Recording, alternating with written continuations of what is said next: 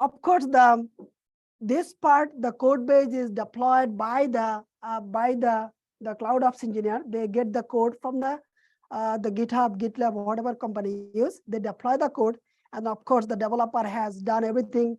The Swagger is there, everything is fine. And this part is the core responsibility for the quality assurance validation team to read the requirements very well, and they can do the testing.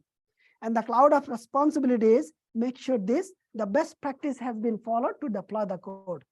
But after you deploy, you need to do the testing, as we mentioned, because you cannot actually support a client, support your business or the IT team if you don't know the technical part of your deployment, right?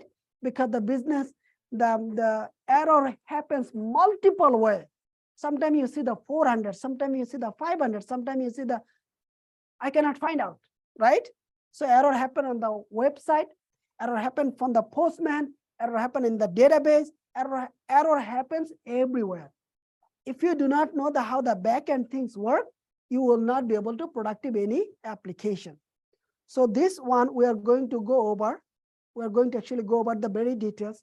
Today is officially your Postman last, and then Postman integration with the database last, and the front end and the back end will be your last, and the create the Git will be last.